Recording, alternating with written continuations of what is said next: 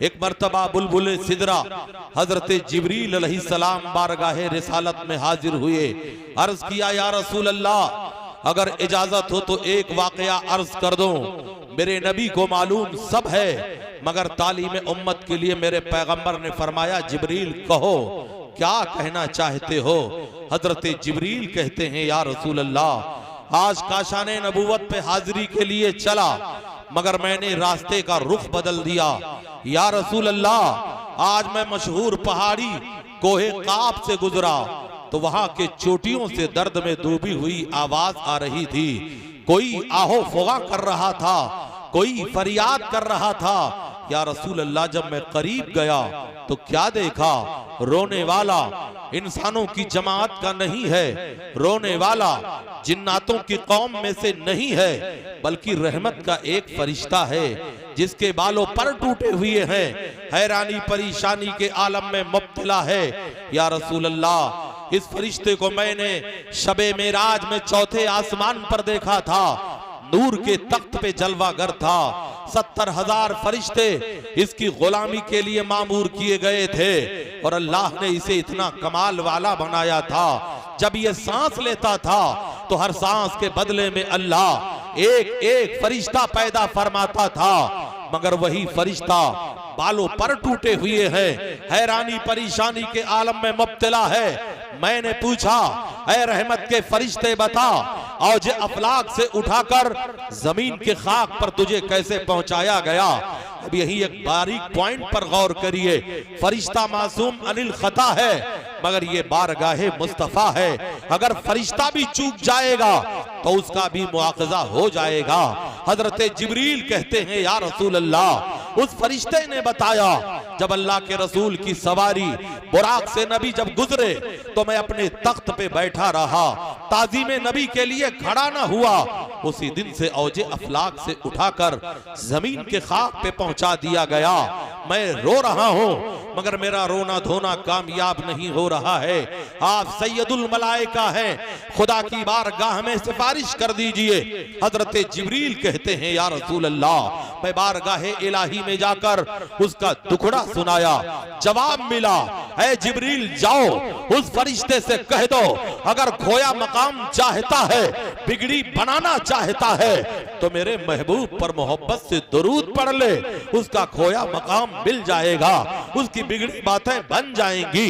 हजरत जिब्रील कहते हैं, या रसूल अल्लाह, मैंने जैसे ही खुदा का पैगाम फरिश्ते को सुनाया, वो आपकी जात पर दुरूद पढ़ने लगा, तो मैंने क्या देखा, उसके बाल सलामत होते रहे, उसके पर सलामत होने लगे, और देखते ही देखते जमीन की खाक से उड़ा और जे अफलाक पर पहुंच गया।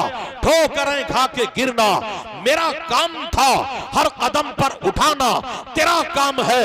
छोड़ दी मैंने कश्ती तेरे नाम पर, अब किनारे लगाना तेरा काम है। मिट गए मिटते हैं, मिट जाएंगे आदा तेरे, ना मिटा है ना मिटेगा कभी चर्चा तेरा।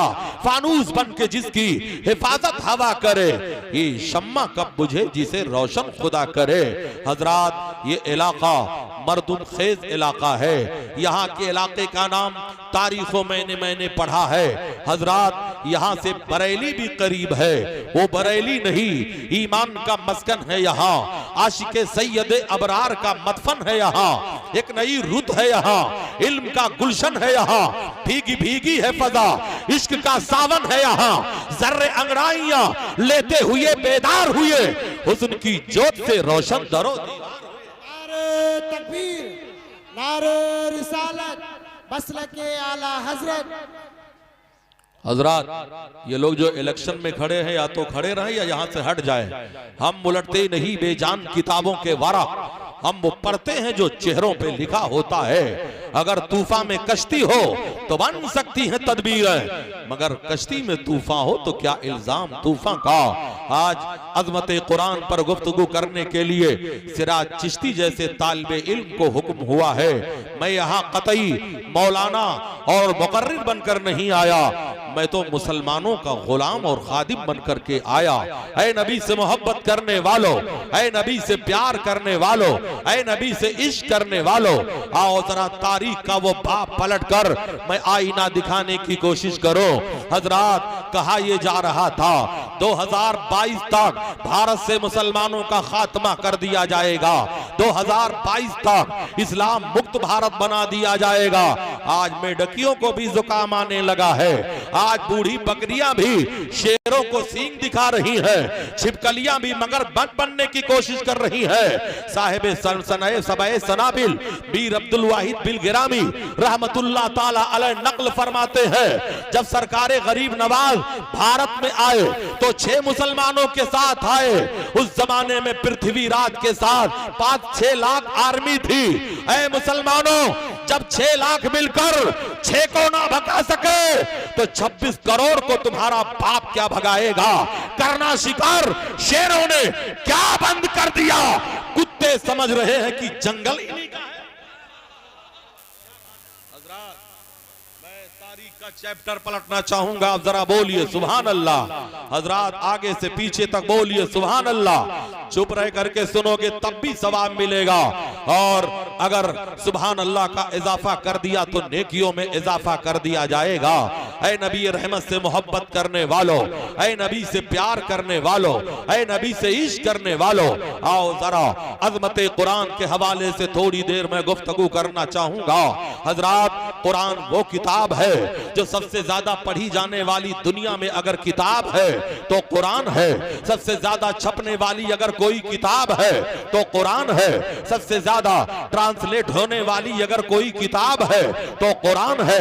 सबसे ज्यादा हदियतन बिकने वाली अगर कोई किताब है तो कुरान है। आओ जरा कुरान की अजमत को देखते हैं। यही कुरान है, शाहिद अदल है।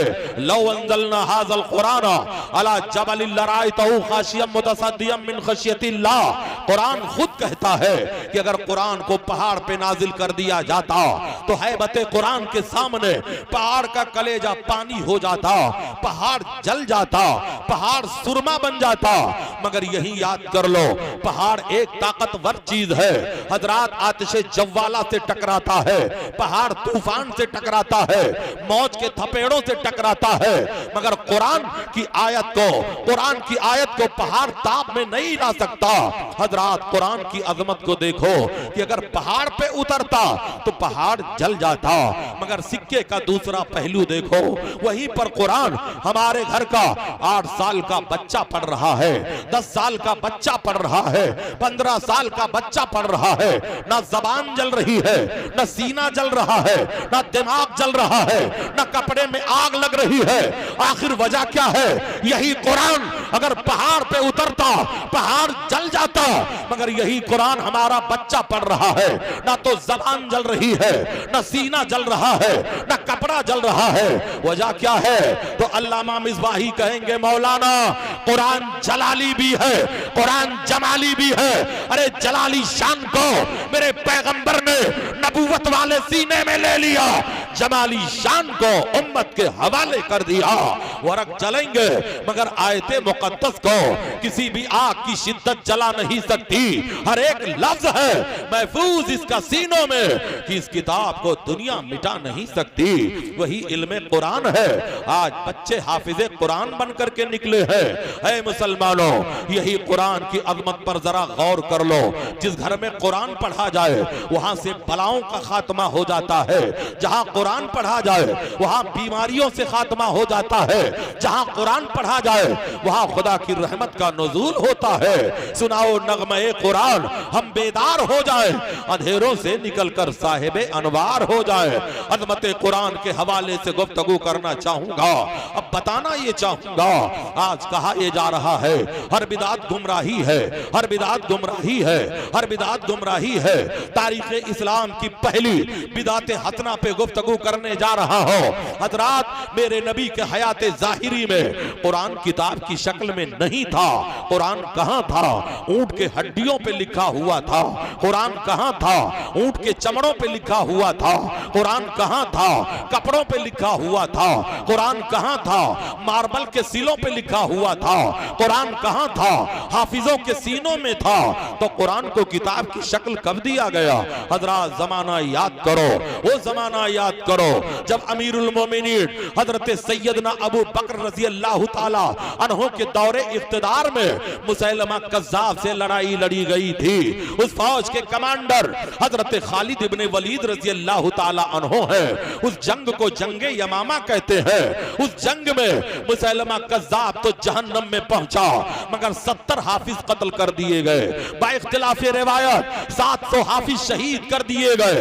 ये खबर जब हजरत सैयदना उमर इब्ने खत्ताब तक पहुंचती है तो दौड़कर हजरत सिद्दीक़ अकबर के खिदमत में हाजिर हुए, अर्ज करने लगे सरकार अगर ऐसे ही हाफिज कत्ल होते रहे तो कुरान की हिफाजत में दुश्वारी पैदा हो जाएगी, इसलिए एक काम करो कुरान को किताब की शक्ल दे दो। हजरत सिद्दीक ने कहा था ऐ उमर वो काम भला मैं कैसे कर सकता हूं जिसके लिए ना तो नस्से कतई है और ना ही मेरे नबी की कोई हदीस है। तब हजरत उमर ने कहा था अमीरुल मोमिनीन अगर करने के लिए कुरान की आयत नहीं है, हदीस का टुकड़ा नहीं है तो कहीं मना भी नहीं किया गया है, इसलिए जवाज की सूरत पैदा हो रही है। हजरत सिद्दीक ने कहा था ऐ उमर अल्लाह तेरी कब्र को रोशन करे, तूने तो सिद्दीक के सीने को रोशन कर दिया। हजरत तब वहीं पर कातिबीन वही को बुलाया गया, उन राइटरों को बुलाया गया। जब मेरे पैगंबर पर कुरान नाजिल होता था, मेरे नबी तिलावत फरमाते थे तो कुरान को तहरीर किया जाता था, तब कुरान को किताब की शक्ल दिया गया। वहीं पर एक अबतरी शख्सियत आज जिसको निशाना बनाया जा रहा है, जिनकी जात पर हमला किया जा रहा है, वो कौन है?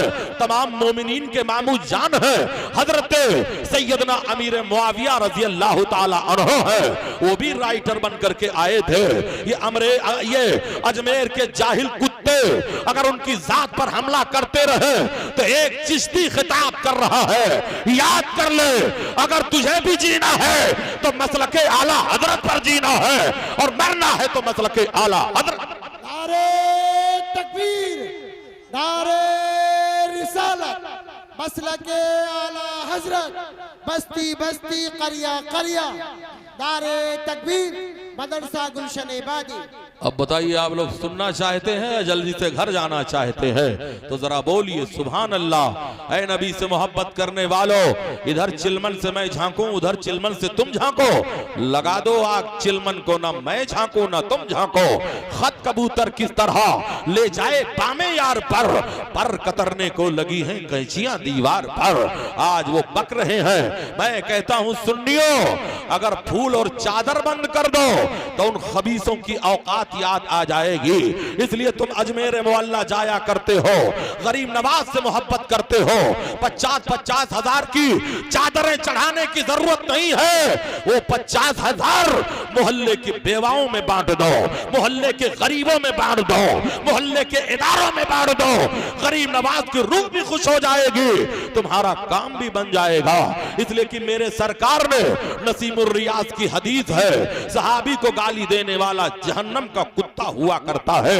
इसलिए अमीरुल मोमिनीन कब भी अमीरुल मोमिनीन थे, आज भी अमीरुल मोमिनीन है, सुबह कयामत तक अमीरुल मोमिनीन रहेंगे।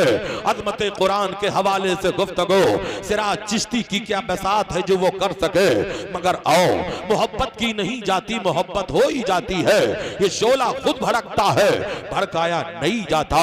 कुरान की शान को जरा देखो, आज कुरान को टारगेट बनाया जा रहा है, कहीं कुरान की आयतों को जलाकर कुरान पे हमला किया जा रहा है, कहीं कुरान पर माज़ल्ला शराब को उड़ेल करके कुरान पे हमला किया जा रहा है, कहीं माज़ल्ला मॉडल के पीठ पर कुरान को लिख करके कुरान पर हमला किया जा रहा है। मगर याद कर लो आलम पनाह और ना सुल्तान जाएंगे, जन्नत में फकत साहिबे ईमान जाएंगे। उस रास्ते पे फूल बिछाती है रहमत है, जिस रास्ते से हाफिज़े कुरान जाएंगे।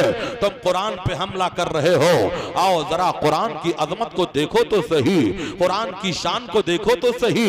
एक गरीब मुसलमान था, कुरान पढ़ा नहीं था, मगर हर नमाज फजर के बाद अपनी पाकीज़ा उंगलियों को कुरान के पारों पर फेरता था और कहा करता था ऐ कुरान मुझे खबर नहीं है क्या लिखा हुआ है, मगर जो लिखा हुआ है वो हक लिखा हुआ है, जो लिखा हुआ है वो सच लिखा हुआ है। ऐ कुरान हम तेरे पारे पारे पर ईमान लाते हैं, तेरे आयत आयत पर ईमान लाते हैं, तेरे जेर जेर पर ईमान लाते हैं, तेरे नुक्ते नुक्ते पे ईमान लाते हैं। वो आशिक़े कुरान था। कहते हैं जब वो इंतकाल किया, लोगों ने गुस्ल दिया, कफन पहनाया, नमाज जनाजा पढ़ाकर जब कब्र में दफन किया, तो लोगों का बयान है उसकी कब्र से मुश्क अंबर की खुशबू फूट रही थी।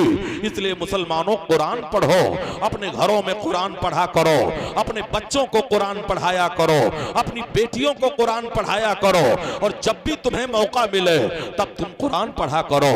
इसलिए कि मेरे पैगंबर ने जो सबसे पहला मदरसा बनाया था उसी को दारे अरकम कहा जाता है। आज मक्कतुल मुकर्रमा में खाने काबा के अंदर वो हिस्सा मौजूद है जिसे दारे अरकम कहा जाता था।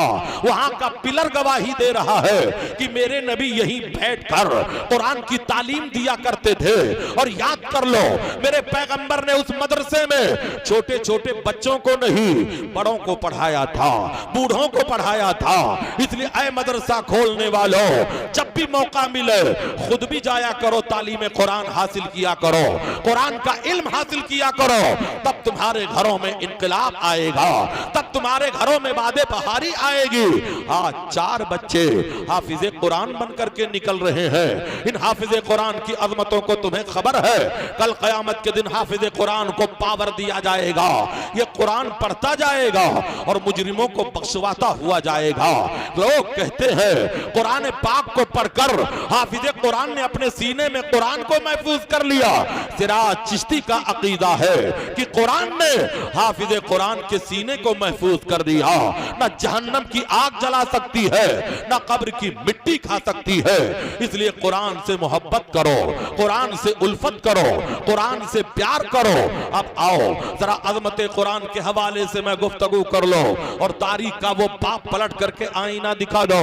हजरात, वो जमाना याद करो, शुद्धि संगठन का नारा ये नया नहीं है, घर वापसी का नारा, यही नारा 70 साल पहले लगा था। और याद कर लो, जब 4 लाख मुसलमान बेईमान हो चुके थे, ईमान का जनाजा निकल चुका था। ये इलाका कौन सा है?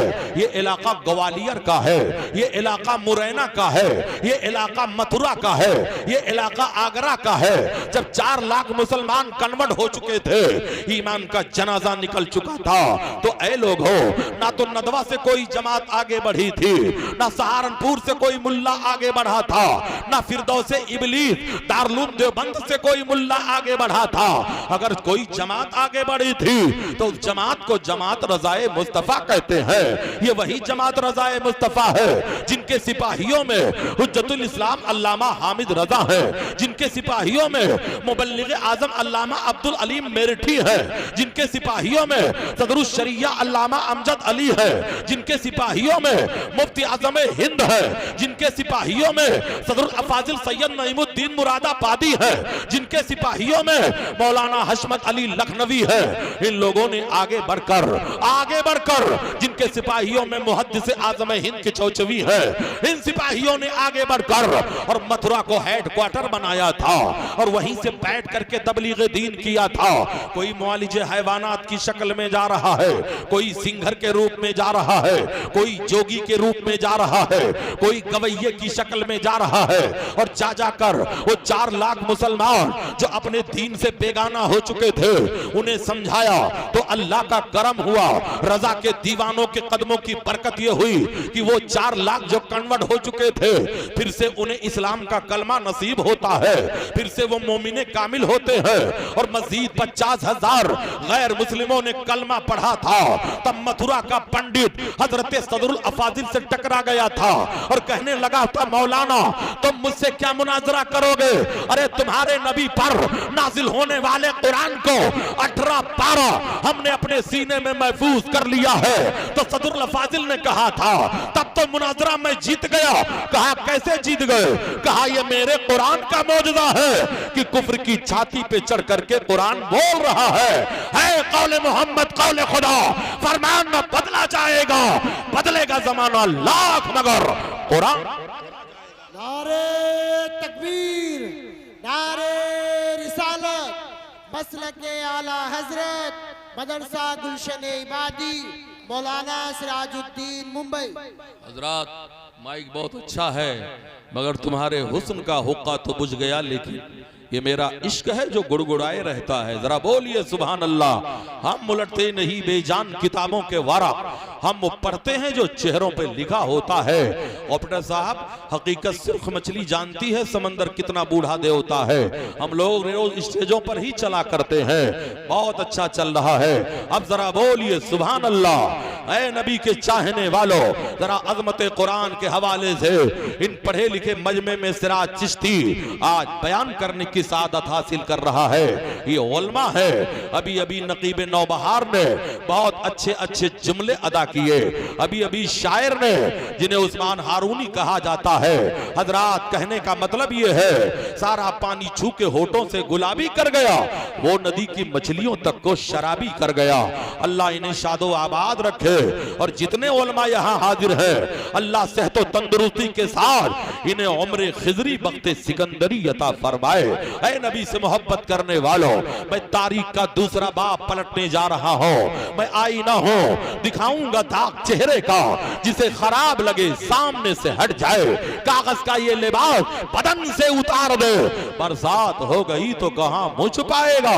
हम तारीख का वो बाब पलट करके बताना चाहेंगे कि हर मोड़ पर अगर काम किया है तो बरेली ने काम किया है, हर मोड़ पर अगर काम किया है तो रजा के दीवानों ने काम किया है। इंदौर में एक मौलवी से रहा ना गया, मुझसे कहने लगे मौलाना आप तो चिश्ती है, बार बार बरेली का नाम लेते हो। हमने कहा चिश्ती हूं मगर नचनिया चिश्ती नहीं हो। और सुन लो, ये कुत्ता तो अजमेर की गलियों का है मगर इसके गर्दन में जो बेल्ट लगी है वो बरेली की लगी। नारे तकबीर, नारे रिसालत, मसलके आला हजरत मदरसा गुलशन इबादी। माशाअल्लाह, गुलशने इबादी, माशाअल्लाह माशाअल्लाह। एक अजीम शख्सियत के नाम से ये इदारा है। एक अल्लाह के वली हैं। ये अल्लाह वाले जिस जगह बैठ जाते हैं वो जमीन रश के जन्नत बना दी जाती है। आप खुश नसीब हो कि वलियों के शहर मोहब्बत में रहा करते हो। सुनने के लिए दुनिया में अफसाने बहुत है, पीने के लिए दुनिया में मैं खाने बहुत है।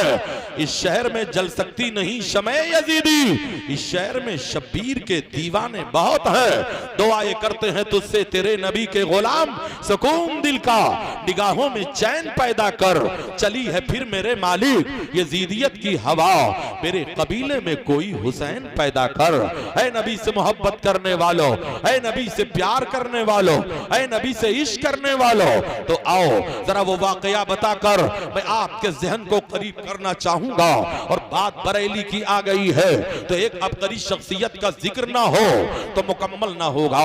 उस अबतरी शख्सियत को शबीह गौसे आजम कहा जाता है, हुजूर मुफ्ती आजम हिंद कहा जाता है, जिनके रुखे ज़ेबा को देखकर बरेली का बनिया कलमा पढ़ते हुए कहा था, जब बरेली के अब्दुल मुस्तफा इतने हसीन हैं तो मदीने के प्यारे मुस्तफा के हुस्न का आलम क्या होगा। जब उनके गदा भर देते हैं शाहाने जमाना की झोली, मुहताज का जब ये आलम है, मुख्तार का आलम क्या होगा। वो बूढ़े आज भी जिंदा हैं। जब भारत में एक मैडम की हुक्मरानी थी, मैडम ने कानून बनाया था, मोदी जी की तरह एक बिल पास किया था, जिस बिल को इमरजेंसी कहा जाता है। ये वही इमरजेंसी है जब भारत के मुसलमानों पर नसबंदी को कंपलसरी कर दिया गया था, जब भारत के मुसलमानों पर नसबंदी को जरूरी कर दिया गया था तो नदवा के मौलवियों ने नसबंदी को जायज लिख दिया था, सहारनपुर के मुफ्तियों ने नसबंदी को जायज लिख दिया था, दारुल देवबंद के मुल्लाओं ने नसबंदी को जायज लिख दिया था। तब रजा के कछार का शेर था, जिसे मुफ्ती आजम हिंद कहा जाता है, कलम उठाया और तहरीर किया, नसबंदी हराम है, हराम है, हराम है। ये आवाज जब ऐवाने बातिल से टकराती है तो हर जमाने में जाकिर नाइक जैसे कुत्ते पैदा हुए हैं। ऐसे ही मुल्ला दौड़कर हुजूर मुफ्ती आजम हिंद के खिदमत में गए, कहा मौलाना अपना फतवा वापस ले लो, हुकूमत से टकराना अच्छी बात नहीं है। तो मुफ्ती आजम हिंद के तेवर ने कहा था ये बरेली है, यहाँ फतवा नहीं बदला जाता है, जरूरत पड़ती है तो हुकूमत बदल दी जाती है। ऐ इश्क तेरे सदके चलने से छुटे सस्ते, जो आग बुझा देगी वो आग लगाई है। अब जरा बरेली का दीवाना मजमे से खड़ा होकर ऐसा नारा लगाए कि ऐवाने बातिल में जलजला आ जाए। एक रजा का दीवाना खड़ा हो जाए, इनकलाबी नारा लगाए, तब पता चलेगा कि रजा के दीवानों की महफिल है।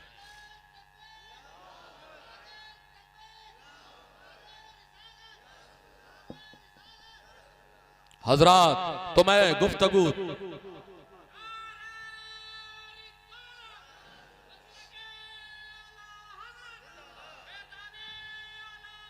माशाअल्लाह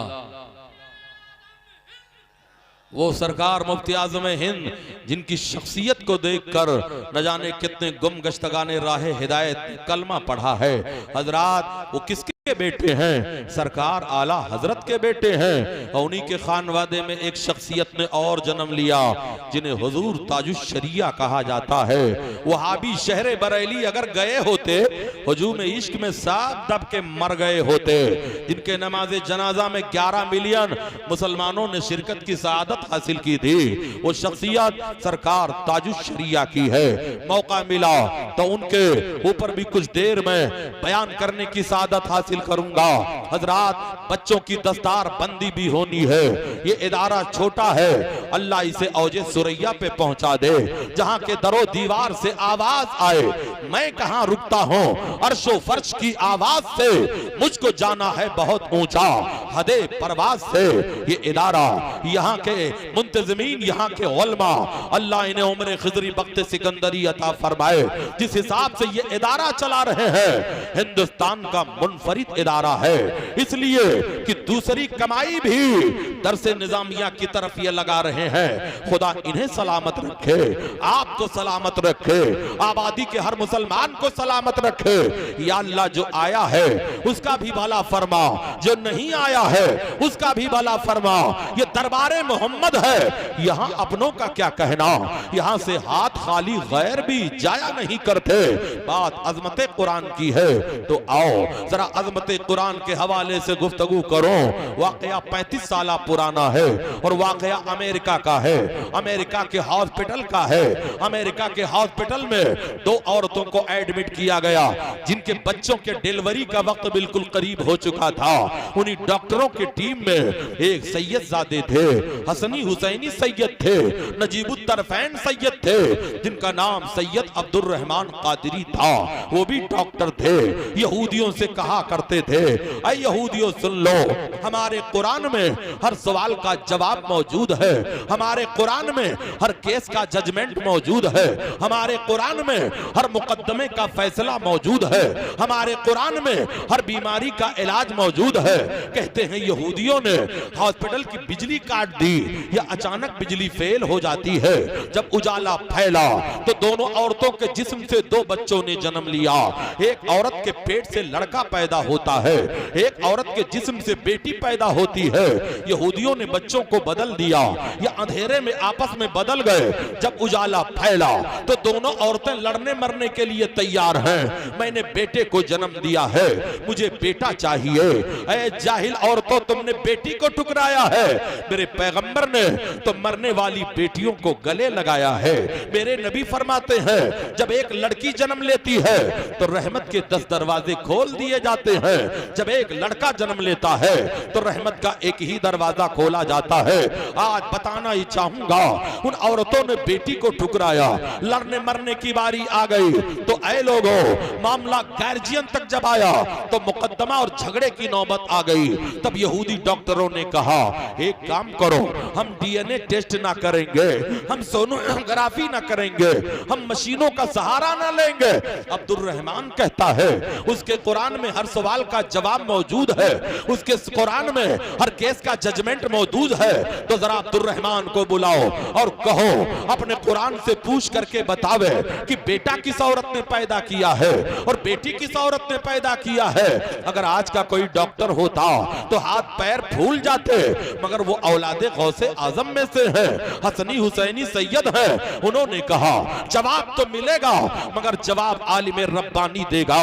टेलीफोन के जरिए मिस्र के मुफ्ती की तरफ रुजू किया और कहा हुजूर आज यहूदियों ने कुरान को टारगेट बनाया है, इसलिए ऐसा फैसला हो जाए जिससे अजमत कुरान भी उजागर हो जाए और हमारी इज्जत व आबरू भी बच जाए। आलिम रब्बानी ने कहा सैयद साहब एक आयत है जिसे आयत तरका कहते हैं, यानी मरने वाले की जब प्रॉपर्टी बटेगी, मीरास बटेगी, तमाम हक अदा करने के बाद जब बारी आएगी बेटे की तो कुरान का फैसला है उसे 2 हिस्सा दिया जाएगा।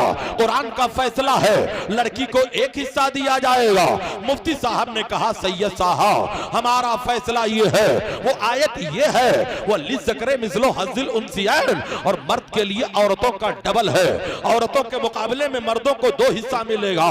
तो सैयद साहब सुनो, जब अल्लाह ने मर्दों के पोजीशन को डबल रखा है तो हमारा अकीदा है जिस औरत के पेट से बेटा पैदा हुआ होगा अल्लाह ने उसके दूध में डबल पावर रखा होगा। इसलिए एक काम करो, दोनों औरतों के जिस्म से दूध निकाल लो और लेबोरेटरी के हवाले कर दो और रिपोर्ट का इंतजार करो जिसके दूध में प्रोटीन का मादा डबल हो, हयातीन का मादा डबल हो, विटामिन का मादा डबल हो, लामिन का मादा डबल हो, उसको बेटा दे दिया जाए, जिसमें सिंगल हो उसको बेटी दे दी जाए। ये फैसला ला करके अब्दुल रहमान जब देते हैं तो यहूदी हंसने लगे, क्या ऐसा भला हो सकता है? लेकिन दोनों औरतों के जिस्म से दूध निकाले गए, लेबोरेटरी के हवाले किए गए। इधर सैयद अब्दुल रहमान सजदे में है, दिल से जो बात निकलती है असर रखती है, पर नहीं ताकतें परवाज मगर रखती है। जब दोनों दूध की रिपोर्ट आते हैं तो यहूदियों के हाथ से तोते उड़ गए। दोनों दूध के रिपोर्ट में, एक औरत के दूध के रिपोर्ट में प्रोटीन डबल है, हयातीन डबल है, लहमीन डबल है, विटामिन डबल है, एक में सिंगल है। ऐ मुसलमानों, जिसमें डबल था उसको बेटा दे दिया गया, जिसमें सिंगल था उसको बेटी दे दी गई। ये मौजज़ा कुरान को देखकर अमेरिका के हॉस्पिटल के लोगों के साथ 1000 मर्दों औरतों ने ये कहकर कलमा पढ़ लिया था और कहा था ऐ अब्दुल रहमान मैंने मान लिया तेरा दीन सच्चा है, तेरा खुदा सच्चा है, तेरा कुरान सच्चा है, तेरा इस्लाम सच्चा है। अब देर ना कर, मुझे भी कलमा पढ़ाकर मुसलमान बना ले। जब तक बिके न थे तो कोई पूछता न था, तूने खरीद कर मुझे अनवार। नारे तकबीर, नारे रिसालत, मदरसा गुलशन इबादी, अज़मत कुरान कॉन्फ्रेंस, मौलाना सिराजुद्दीन मुंबई। नारे तकबीर। खतीब तंदुरुस्त हो तो नोट भी तंदुरुस्त दिया करो। अब जरा बोलो सुभान अल्लाह। हम उलटते नहीं बेजान किताबों के वारा, हम वो पढ़ते हैं जो चेहरों पे लिखा होता है। अगर तूफान में कश्ती हो तो बन सकती है तदबीरें, मगर कश्ती में तूफान हो तो क्या इल्जाम तूफान का। आज बहुत कुरान के खिलाफ ये कुत्ते भौंक रहे हैं। कुरान की आयत निकाली जाए, एक कुत्ते ने आयत निकाला था, अल्लाह ने जहन्नम का कुत्ता बना दिया। आज वो रो रहा है, भटक रहा है, उलझ रहा है। इसलिए मुसलमानों अपने घरों में कुरान की तालीम आम करो, अपने बच्चों को कुरान की तालीम पढ़ाओ और कम से कम अपने बच्चों को इतना पढ़ा दो कि तुम्हारे मरने के बाद वो किसी का मुहताज ना हो, तुम्हारी कब्र पे हाजिर हो और 3 मरतबा कुरान पढ़कर रूह को इसाले सवाब कर दे तो अल्लाह ताला तुम्हारी कब्र को रोशन कर देगा, अल्लाह ताला तुम्हारी कब्र को बुक़े नूर बना देगा। इसलिए सुनाओ नगमे कुरान, हम बेदार हो जाए, अंधेरों से निकलकर साहिब अनवार हो जाए। आज डिबेट में बैठने वाले वो छिपकलियां भी मगरमच्छ बनने की कोशिश कर रही है और रोजाना कुरान की अजमत पे हमला कर रहे हैं। और कुछ कठमुल्ले ऐसे हैं जो डिबेट में मैच फिक्सिंग करके जाते हैं, इनामे शिकस्त लेकर के आते हैं, हारने का पैसा लेकर के आते हैं और इस्लाम को बदनाम करने की कोशिश करते हैं। आज डिबेट में बैठने वाले कुत्ते भौंकते हैं। इस्लाम तो 1400 साल पहले आया, इससे पहले इस्लाम को तुम जानते ही नहीं कि इस्लाम ही पर हजरत आदम अला नबीना अलैहि तज़ातो व तस्लीम आए, और आए कहाँ? इसी भारत की सरजमीन पर मेरे हजरत आदम अलैहि सलाम आए। जजीरे सरंदीप पर उनके कदम के निशान आज भी मौजूद है। इसलिए जब तुम्हें आता नहीं है तो डिबेट पे मत बैठा करो, आलिम रब्बानी को भेजा करो। इस्लाम कब आया? हाँ, भारत में इस्लाम कब आया, किसके दौर में आया, किसके जमाने में आया, वो तारीख भी बताकर मैं अपनी बात को आगे बढ़ाना चाहूंगा। हिंदुस्तान में इस्लाम कब आया, किसके जमाने में आया? कुछ लोग कहते हैं महमूद गजनवी के जमाने में आया, कुछ लोग कहते हैं मोहम्मद इब्ने कासिम के जमाने में आया, कुछ लोग कहते हैं सरकार गाजी के जमाने में आया, कुछ लोग कहते हैं गरीब नवाज के जमाने में आया। हजरात, ये हवा के खुशगवार झोंके आए, इस्लाम के ये शहजादे आए, इनके जरिए से इस्लाम पला, इनके जरिए से इस्लाम फूला, इनके जरिए से इस्लाम को नशरो अशात हुई। मगर याद कर लो, ऐ भारत में बसने वाले मुसलमानों, चाहे वो मकतबे फिक्र के लोग हो, चाहे अपने आप को अहले हदीस कहते हो या अपने आप को देवबंदी कहते हो, सुन लो, तुम्हें भी अगर कलमा मिला है तो ख्वाजा के चौखट के सदक़े में मिला है। इसलिए याद कर लो, जब तक हिंदुस्तान में गरीब नवाज का दूधिया गुंबद सलामत रहेगा, तब तक भारत में इस्लाम की अजमत सलामत रहेगी, इस्लाम का परचम सलामत रहेगा, इस्लाम की शान सलामत रहेगी। इसलिए ऐ लोगों, हिंदुस्तान में इस्लाम कब आया? मेरे पैगंबर के हयाते जाहिरी में आया, नबी के जमाने में आया, नबी के दौर में आया। वो वाकया क्या है जिस वाकये को आपने कई मर्तबा सुना होगा, जिस वाकये को मौजज़े शक्कुल कमर कहते हैं। हजरात, जब कुफ्फारे मक्का ने मेरे नबी को चैलेंज किया था और कहा था वाकई अगर अपना आप नबी हो तो चांद के 2 टुकड़े करके दिखा दो, तो कोहे अबू कुबैस में एक स्कॉलर को बुलाया गया था जिन्हें हबीब यमनी कहा जाता है। हबीब यमनी को बुलाकर नबी को चैलेंज किया जा रहा था। 14वीं रात का चांद है, अपने शबाब पर है, मेरे नबी ने नबुव्वत वाली उंगली उठा दिया, चांद 2 टुकड़ों में बट गया, पूरे जमाने में अंधेरा एक लम्हे के लिए छा गया। एक हिस्सा उधर था, एक हिस्सा इधर है, बाहवाला अलमौजूदात, एक हिस्सा उधर है, एक हिस्सा इधर है। एक लम्हे के बाद चांद जम हो गया। कहते हैं इस मौजूदे शक्कुल कमर को सिर्फ मक्के के लोगों ने नहीं देखा था, ऐ लोगों, यमन के लोगों ने भी देखा था, मिस्र के लोगों ने भी देखा था, शाम के लोगों ने भी देखा था, इराक के लोगों ने भी देखा था, और ऐ हिंदुस्तानी मुसलमानों, भारत के 2 खुशनसीब राजाओं ने देखा था। एक केरला का राजा था जिसे राजा सामरी या समूरन कहते हैं, बाहवाला तारीख फरिश्ता, बाहवाला अलमौजूदा, जिसे राजा सामरी या समूरन कहते हैं। और एक मध्य प्रदेश का राजा था जिसे राजा भोज कहते हैं। इन दोनों ने अपने महल पे बैठकर चंद्रमा को फटते हुए जब देखा, सुबह होती है तो केरला का राजा सामरी ज्योतिषियों को बुलाता है, पंडितों को बुलाता है और कहता है आज रात में मैंने चंद्रमा को फटते हुए देखा है, कहीं मेरे तख्त के जवाल का वक्त तो नहीं आया है। तो पंडितों ने अपने इल्म की किताब खोली और कहा महाराज तेरे तख्त के जवाल का वक्त नहीं आया है, हमारे इल्म की किताब कहती है कि मक्के में आखिरी पैगंबर जन्म ले लिया है, जो इशारा करेगा तो चांद 2 टुकड़ों में बढ़ जाएगा। जब राजा सामरी इतना सुनता है तो बेकरारी आगे बढ़ी, उसने एक कश्ती तैयार किया और नबी से मुलाकात के लिए चल पड़ा। मगर यमन के साहिल पे पहुंचता है तो उसकी कश्ती डूब जाती है, किस्मत की बदनसीबी टूटी वहां कमान, तो 4 हाथ जबकि लबे पाम रह गए। ये तो वहां का किस्सा तमाम हो गया। मगर आओ राजा भोज का किस्सा सुनो। राजा भोज जब सुबह होती है तो पंडितों को बुलाता है, उसके पंडितों ने भी वही जवाब दिया कि महाराज मक्के में आखिरी पैगंबर होगा जो हजरत आमिना के जिस्म से पैदा होगा, वो जब इशारा करेगा तो चंद्रमा 2 टुकड़ों में बढ़ जाएगा। ऐसा लगता है वो नबी पैदा हुआ है और उसने करतब दिखाया है, अपना मोजज़ा दिखाया है। चंद्रमा को 2 टुकड़े किया है, तो राजा भोज खुद ना गया, 5 कारिंदों को तैयार किया और मक्कतुल मुकर्रमा भेजा। ये 5 कारिंदे जब मक्का गए और रसूलुल्लाह के रुखे ज़ेबा को देखा तो हजारों जान से फरेफ्ता हो गए, हजारों जान से आशिक हो गए। मेरे नबी ने कहा तुम लोग वापस जाओ और राजा भोज से कह दो, उससे कह दो इस्लाम कबूल कर ले। अगर वो इस्लाम कबूल करेगा तो अब उसका नाम भोज नहीं होगा, उसका नाम अब्दुल्ला होगा। ये 5 तो दीवाने पहले बन चुके थे।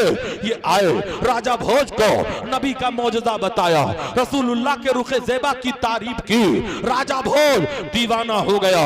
दरियाए चमेली के किनारे आज भी उसके महल के खंडरात मौजूद हैं, जहां मैंने 4 मर्तबा हाजिर होकर राजा भोज की कब्र पे फातिहा पढ़ा है। राजा भोज वही महल को छोड़ता है और जंगल में आकर के कहता है, ऐ जमीन और आसमान के खुदा गवाह हो जाओ, हमने बुत परस्ती को छोड़कर तेरे पैगंबर का कलमा पढ़ लिया है। जब तक बिके न थे तो कोई पूछता न था, तूने खरीद कर मुझे अनमोल। नारे तकबीर, नारे रिसालत, अज़मत कुरान कॉन्फ्रेंस, मदरसा गुलशन इबादी, मौलाना सिराजुद्दीन मुंबई। मेरा नाम सिराज अहमद चिश्ती है। माशाअल्लाह, ये हमारे मोहब्बत करने वाले हैं। ये उलमा ऐसे मुखलिस उलमा खुदा की कसम कभी कभी मिला करते हैं। सिराज चिश्ती कभी चापलूसी करता ही नहीं है, जो रियल है रोकड़ा रोकड़ा सुना के जाने की कोशिश। ऐसे मोहब्बत करने वाले लोग कम मिला करते हैं और हम लोग इतराए नहीं कि हम हवाई जहाज से उड़ रहे हैं। मेरे बाप के पैसे से नहीं, इसी कमेटी के पैसे से उड़ा करते हैं। कुछ लोग बड़ी बकरातियां करते हैं, बहुत शान दिखाते हैं, तो याद कर लो कान खोल कर, यही उलमा नेटवर्क है। ये जोड़ना भी जानते हैं, तोड़ना भी जानते हैं। इसलिए अपनी औकात मत भूला करो। खुदा अगर तुम्हें इज्जत दे दी है तो संभालने की कोशिश किया करो। मिट गए मिटते हैं, मिट जाएंगे आदा तेरे, ना मिटा है ना मिटेगा कभी चर्चा तेरा। फानूस बन के जिसकी हिफाजत हवा करे, वो शम्मा कब बुझे जिसे रोशन खुदा करे। और ऐ मुसलमानों, ये उलमा जिनके बारे में मेरे पैगंबर ने फरमाया है, आलिम दीन रुए जमीन पर अल्लाह का मुकर्रर करदा बादशाह हुआ करता है। और इन उलमा को मामूली मत समझो, जिनके लिए समंदर की मछलियां दुआ करती हैं, जिनके लिए जमीन की चींटियां दुआ करती हैं, यही उलमा हुफाज कुर्रा है। जब अपना इल्म सीना तुम्हारे बच्चों के सीनों में मुंतकिल करते हैं, तब तुम्हारे घरों में कुरान की तिलावत की बहार आती है, तब तुम्हारे बच्चों को इस्लाम का कलमा नसीब होता है। और बड़ी जिम्मेदारी के साथ ऐलान कर रहा हूं, इस्लाम अगर महफूज है तो इन्हीं उलमा के कदमों की बरकत से महफूज है। इसने इन आलिमों को मोहब्बत का सौगात पेश किया करो। लेकिन भाई लोगों ने लॉकडाउन में खूब बदला लिया, कहीं पगार घटाकर बदला लिया, कहीं मस्जिदों से निकाल कर बदला लिया, कहीं टिफिन घटा करके बदला लिया। यहाँ की बात नहीं करता, मैं पूरे भारत की बात कर रहा हूँ। मगर याद कर लो, कान खोल करके दुनिया वालों सुन लो, तुम 50,000 सैलरी लेते रहो, मगर जिस हुस्न खूबी के साथ ये 10,000 वाला मौलवी अपने बच्चों की परवरिश करता है, वो तुम नहीं कर सकते हो। इसलिए कि अल्लाह ने इसमें बरकत रखी है। अल्लाह ने इनके एक एक निवाले के सदक़े में अल्लाह सदक़े का सवाब अता फरमाता है। इसलिए आलिमों की कदर करो, अपने बच्चों को आलिम बनाओ, अपने बच्चों को हाफिज बनाओ, अपने बच्चों को क़ारिए कुरान बनाओ, अपने बच्चों को कम से कम इतना पढ़ाओ कि मरने के बाद तुम्हारा बच्चा किसी का मोहताज ना हो, तुम्हारी कब्र पे हाजिर होकर फातिहा पढ़ लिया करे। नबी से प्यार करने वालों, नबी से इश्क करने वालों, नबी से मोहब्बत करने वालों, अब आओ अज़मत कुरान के हवाले से मैंने थोड़ी देर गुफ्तगू की है। आज ताली से ताली में निस्वा का बड़ा खुमार चढ़ा हुआ है। उलूम असरी के दिल दादा बनने वाले अपनी बेटियों को आजादी दे रहे हैं। हजरात, अपनी बेटियों को कुरान की तालीम दो, अपनी बेटियों को हदीस की तालीम यकीन दो, ताकि जब तुम्हारी बेटी कुरान की तालीम लेकर के आगे बढ़ेगी और अपने शौहर के घर जाएगी तो अल्लाह इसके घर में वक्त का सलाहुद्दीन अय्यूबी पैदा करेगा। अल्लाह उसके घर में मोहम्मद इब्ने कासिम जैसा मर्द मुजाहिद पैदा करेगा। अल्लाह उसके घर में हजरत औरंगजेब आलमगीर जैसा मुजद्दिद पैदा करेगा। आज नई जनरेशन हजरत आलमगीर पर कमेंट करती है, मूवियों को देखकर, लिटरेचर को पढ़कर, काफिरों के प्रोपेगेंडे को सुनकर हजरत औरंगजेब आलमगीर को माजल्ला मुसलमान बच्चे माजल्ला लुटेरा कहने के लिए की जसारत कर रहे हैं। कान खोल करके सुन लो, हजरत मुजद्दिद अल्फसानी शेख अहमद सर हिंदी रहमतुल्लाह ताला अलैह फरमाते हैं, जो अपने जमाने का मुजद्दिद होता है अपने जमाने के वलियों का ताजदार हुआ करता है। इसलिए हजरत औरंगजेब को सिर्फ मुजद्दिद ही मत कहो, अपने जमाने के वलियों के ताजदार है। और आपका इलाका तो उत्तर प्रदेश का है, मगर महाराष्ट्र में एक इलाका खानदेश है जहां के लोगों को अगर इस्लाम मिला है तो मुजद्दिद के सदके में मिला है। हजरत मुजद्दिद से पूछा गया, ये 2-4 घर की आबादी जो आप बसा रहे हो इसके पीछे वजह क्या है? तो सैयदना औरंगजेब आलमगीर ने कहा था, मेरा मिशन ये है कि जमीन का कोई खित्ता बाकी ना रहे जहां पर अल्लाह के नाम का सजदा ना हो और जहां खड़े होकर गुंबद खजरा की तरफ सलातो सलाम ना पढ़ा जाए। ये किसका मिशन था? हजरत सैयदना औरंगजेब आलमगीर रहमतुल्लाह ताला अलैह का मिशन था। ऐ नबी से मोहब्बत करने वालों, ऐ नबी से प्यार करने वालों, ऐ नबी से इश्क करने वालों, ऐ इश्क तेरे सदके चलने से छुटे सस्ते, जो आग बुझा देगी वो आग लगाई है। अब यहीं पर जरा अजमत की बात आ गई है। तालीमात कुरान पर गौर करो। मसलके आला हजरत क्या है?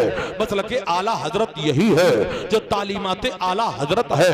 आला हजरत के मिशन पे अमल करने वालों, इस इलाके के बारे में तो नहीं जानता, मगर कुछ मुसलमानों का इलाका ऐसा है जहां बदमज़हबों का ज़बीहा खाया जाता है, जहां पर बदमज़हबों की बिरयानी खाई जाती है, जहां बदमज़हबों के नमाज़े जनाजा में शिरकत करते हैं। आला हजरत सरकार फरमाते हैं, बड़े जानवर में 7 हिस्सा है, 7 लोगों की कुर्बानी होती है। 6 अगर सुन्नी शरीक हुए, 1 अगर बदमज़हब आ गया तो किसी की कुर्बानी नहीं हो सकती है। पता क्या चला? ये गुस्ताखे रसूल है। अगर गुस्ताखे रसूल जानवर में शरीक हो जाए तो जानवर हराम हो जाए, तो गुस्ताखे रसूल की बेटियां हमारे घर की गहू अगर बन जाए तो वही घर जहन्नम का कुंदा बना दिया जाएगा। इसलिए ऐ लोगों, बेटियां भी दिया करो तो आला हजरत के दीवानों के घर दिया करो, बेटियां लाया करो तो आशिके रसूल की बेटियां अपने घर लाया करो, तब तुम्हारे घरों में इनकलाब आएगा। क्या आपने लिटरेचर नहीं पढ़ा? क्या आपने अखबारी रिपोर्ट नहीं पढ़ा? हमने आजादी दे दी है। आज हमारा नया मुआशरा, आज नए लोग, यंग कल्चर माज़ल्ला फेसबुक से काम चला रहा है, चैटिंग से काम चला रहा है। ऐ मिल्लत के नौजवानों, ऐ इस्लाम की शहजादियों, दिन भर में 10 मरतबा तुम फेसबुक खोला करते हो। ऐ काश 1 मरतबा कुरान खोल लिया होता, तब तुझे पता चलता क्यों चांद में खोए हो, उलझे हो सितारों में, आका को मेरे ढूंढो। कुरान के पारों में जिब्रीले अमी बोले, सिदरा के मकी बोले, तुम सा ना हसी देखा लाखों में हजारों में। आज बेटियों के तालीम पर बहुत गौर किया जा रहा है। इंग्लिश मीडियम का दिलदादा बना रहे हो। मैंने कभी मना ना किया कि अपनी बच्चियों को इंग्लिश मीडियम मत बन पढ़ाओ, मगर सबसे पहले अपने बेटी को मुसलमान बनाओ, सबसे पहले अपने बेटे को मुसलमान बनाओ, ताकि आपका बेटा साइंटिस्ट भी अगर बने, डॉक्टर भी अगर बने, स्कॉलर भी बने, और इस्लाम की बेटियां, मैं तो कहता हूं इन्हें डॉक्टर बनाओ, ताकि बच्चों के विलादत के वक्त हमारी वो इस्लाम की शहजादियां जो गैर मुस्लिम मर्द डॉक्टरों के सामने इज्जतो आबरू वहां पे बराना हो जाती हैं। अरे कम से कम हमारी शहजादी होगी तो अपने बहन की इज्जत की हिफाजत तो करेगी। इस्लाम कब कहता है कि अपनी बेटियों को डॉक्टर मत बनाओ, मगर बनाओ तो सबसे पहले उसे इस्लाम की शहजादी बनाओ, अपने बेटे को प्रोफेसर बनाओ, अपने बेटे को पॉलिटिशियन बनाओ, अपने बच्चे को साइंटिस्ट बनाओ, ताकि तुम्हारा बच्चा जब चांद पर जाए तो वहां से पत्थर उठा करके ना लाए, बल्कि चांद पर रसूलुल्लाह के मुकद्दस उंगलियों के निशानात को देख करके आए। जिसे फजूल समझकर बुझा दिया तूने, वही चिराग जलाओ तो रोशनी। नारे तकबीर, नारे रिसालत, मसलके आला हजरत अल्लामा सिराज अहमद चिश्ती साहब। आज दुश्मन कयामत की चाल चल गया। अखबारी रिपोर्ट पढ़ो मुसलमानों, तो 1,65,000 मुस्लिम लड़कियों ने इंडियन अदालतों में ये एप्लीकेशन दाखिल किया है ताकि वो हिंदू बॉयफ्रेंड के साथ धर्म परिवर्तन करके शादी कर लें। लानत है ऐसे मुसलमानों पर जिन्होंने अपनी बच्चियों को ये आजादी दे दी है। वो बच्ची जो फितरत इस्लाम पर पैदा हुई, वो कुफ्र की दहलीज पे जाकर के खड़ी है। इसीलिए मैं कहता हूं, गैर शादीशुदा बेटियों के हाथ में मोबाइल दे देना ऐसे ही है जैसे डाकू के हाथ में तलवार दे देना है। जब बुरा वक्त आता है तब दौड़ करके आओगे, कहोगे मुफ्ती साहब मेरी बेटी सुबह कॉलेज को गई, अभी पलट करके नहीं आई है, ऐसी कोई ऐसा तावीज लिख दीजिए कि मेरी बेटी वापस आ जाए। मैं कहता हूं जाहिल, ये 50 रुपए वाला तावीज क्या काम करेगा जब 20,000 वाला डबल सिम वाला तावीज तूने पहले ही दे दिया है। इंसान जो बोएगा वही काटेगा। इंसान बबूल की खेती करे और तमन्ना गुलाब की करे तो उससे बड़ा जाहिल कहीं नहीं हो सकता है। इसलिए ऐ मुसलमानों, अचानक अपने बेटों के मोबाइल को चेक करो, अचानक अपनी बेटियों के मोबाइल को चेक करो, तब देखो घरों में क्या गुल खिल रहा है। मगर वो बेटियां तो बेटियां हैं, ये बुढ़िया भी ज्यादा खबीस हुआ करती है जो बेटियों के जरिए से कमरों में डाउनलोड करवाती है और फिल्में देखा करती है, उरियानियत का नक्शा देखा करती है। ऐ मिल्लत के लोगों, तुम्हें खबर है मेरे नबी ने फरमाया था अगर अजान हो रही हो और दो लोग आपस में गुफ्तगू कर रहे हो तो खतरा है कहीं वो मरे तो काफिर होकर के ना मरे। अजान की आवाज सुनकर टेलीविजन पे नगमे सुनने वालों, अजान की आवाज सुनकर टेलीविजन पे फैश फिल्में देखने वालों, अजान की आवाज सुनकर टेलीविजन पर मनोरंजन करने वालों, वक्त का तकाजा है सुधर जाओ वरना तबाह बर्बाद कर दिए जाओगे। और ये आलिम तुम्हारे लिए रहमत बना है। क्या तुम्हें खबर नहीं है कि हुजूर हजरत अल्लामा मुफ्ती शरीफुल हक साहब क़िबला अलैहि रहमतो व रिज़वान ने 71 गानों पर रिसर्च करके उन गानों पे कुफ्र का फतवा लगाया है। इरशाद फरमाया है ऐसा गाना भी कुफ्र है, इसका सुनना भी कुफ्र है। उन कुफ्र के नगमों की बोली ये है, खुदा जब भी जमीन पे आसमां से देखता होगा ये गाना सुनना भी कुफ्र है, इसका गाना भी कुफ्र है। जिसको बनाना था लड़का लड़की बना दिया, इसका सुनना भी कुफ्र है, इसका गाना भी कुफ्र है। खुदा भी ना जाने तो हम कैसे जाने, इसका गाना भी कुफ्र है, इसका सुनना भी कुफ्र है। आज बच्चों के रिंगटोन में माज़ल्लाह कहा जा रहा है तुझ में रब दिखता है। अरे जालिम, एक बेहया औरत की शक्ल में तुझे रब दिखा है, इसका सुनना भी कुफ्र है, इसका गाना भी कुफ्र है। आज दुश्मन कयामत की चाल चल गया। मेरे नबी ने फरमाया था एक जमाना आएगा इंसान सुबह को मोमिन रहेगा, शाम को काफिर हो जाएगा, शाम को काफिर रहेगा, सुबह को मोमिन हो जाएगा। यही जमाना है। अगर हमने अपने बच्चों पे कंट्रोल ना किया तो हम तो अपने बच्चे को मोमिन समझ रहे हैं, अगर बगैर तौबा के मर गया तो जहन्नम का कुंदा बना दिया जाएगा। इसलिए मुसलमानों अपने बच्चों पे कंट्रोल किया करो। हैया अला सलाह की सुनकर तुम भी मस्जिदों की तरफ दौड़ो, अपने बच्चों को मस्जिद के दरवाजे पे लाया करो। देखो तुम्हारे घरों में इनकलाब आ जाएगा। लेकिन देखा यह जा रहा है नौजवान कहता है गौस का दामन नहीं छोड़ेंगे, पीर का दामन नहीं छोड़ेंगे, ख्वाजा का दामन नहीं छोड़ेंगे। अरे पकड़ा कब है जो नहीं छोड़ेगा? अगर पकड़ा होता तो हैया अला सलाह की सदा सुनकर तेरे बाइक के रुख को संभल की तरफ ना देखा जाता।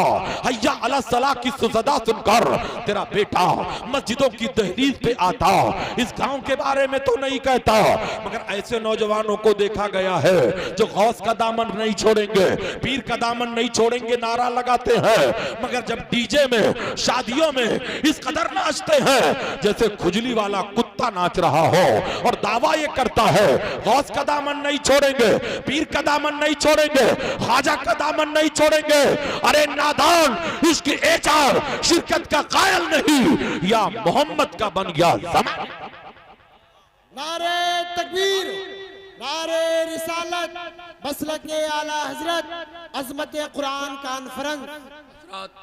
वक्त की किल्लत की बुनियाद पर मैं अपनी बात को समेटने की कोशिश कर रहा हूं, मगर 5 मिनट का टाइम सिर्फ आपसे और लेना चाहूंगा। बोलो आप तैयार हो? तैयार हो तो जरा बोलो सुभान अल्लाह। इश्क तेरे सदके जलने से छुटे सस्ते, जो आग बुझा देगी वो आग लगाई है।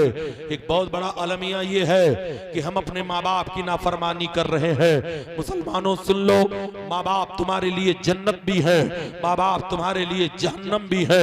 और मेरा चैलेंज है कि किसी पीर और मौलाना के नाराज होने से खुदा नहीं नाराज होगा, लेकिन तेरे बूढ़े माँ बाप अगर तुझसे रूठ गए तो तेरा खुदा नाराज हो जाएगा। इसलिए अपने माँ बाप की को मोहब्बत करो। आज देखा यह जाता है जिस माँ बाप ने खूने जिगर पिला करके तुम्हें पाला, वो बूढ़े हो गए तो बारी लगा दी जाती है। 2 दिन उसके घर माँ बाप खाएंगे, 2 दिन इसके घर माँ बाप खाएंगे। अरे जालिम, ये वो माँ बाप है जो अपना निवाला छीन कर तुझे खिलाते थे। ये बूढ़े हो गए तो माज़अल्लाह तूने इन्हें भिखारी बना दिया। 2 घर इनके खाएंगे, 2 दिन उनके खाएंगे। चलते चलते एक वाकया हर में पाक का बताकर अपनी बात को खत्म करना चाहूंगा। वाकया मक्कतुल मुकर्रमा का है, वाकया खाने काबा का है।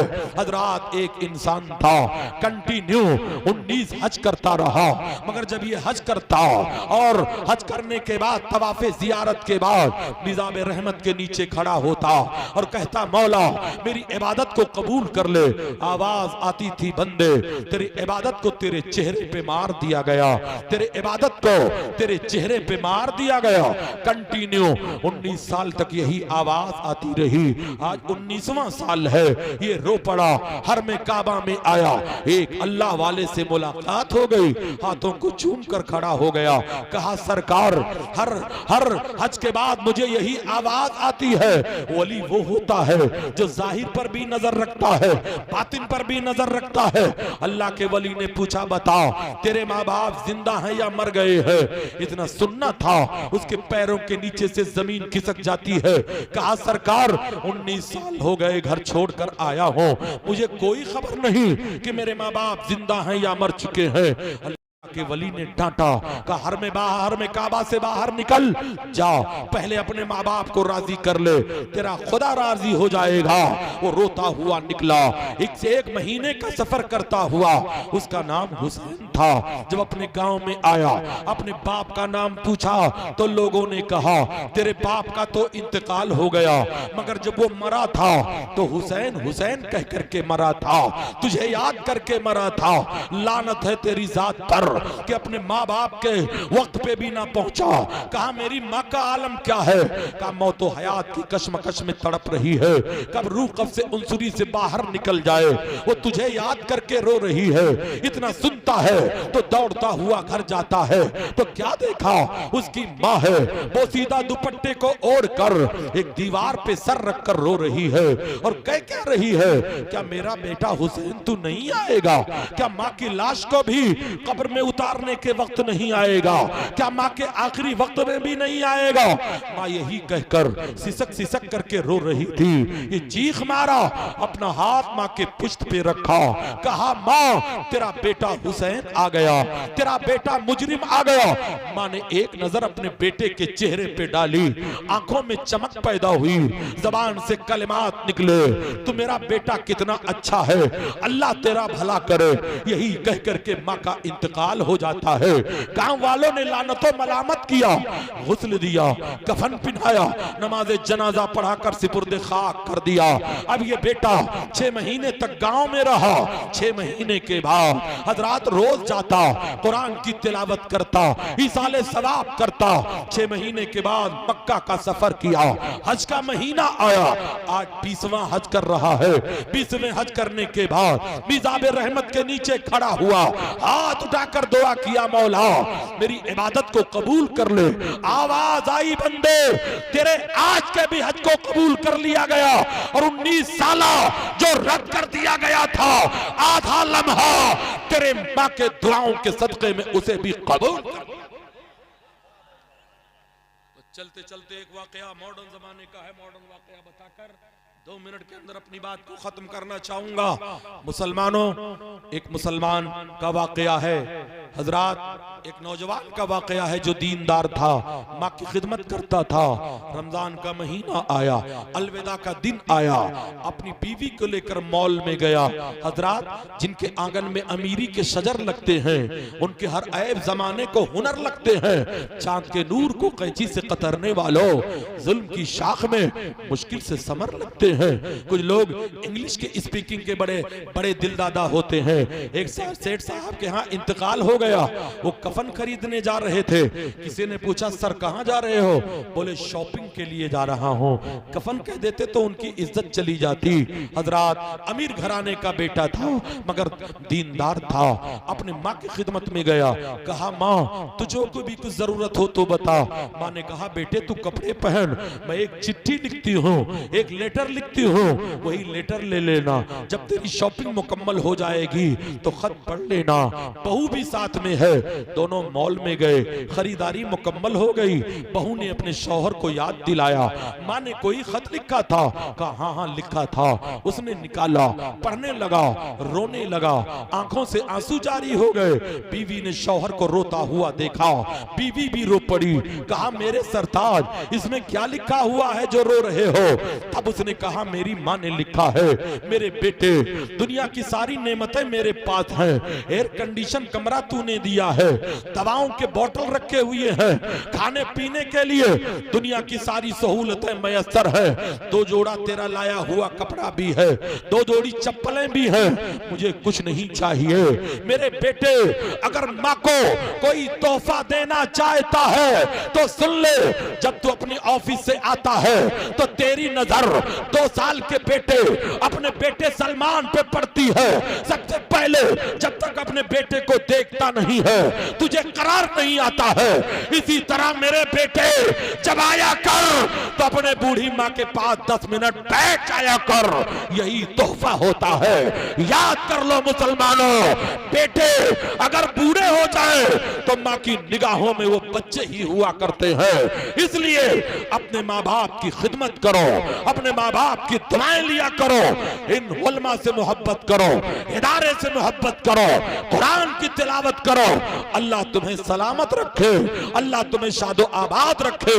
वमा अलैना इल्लल बलाग। इस्लाम जिंदाबाद, मसलके आला हजरत पाइंदाबाद।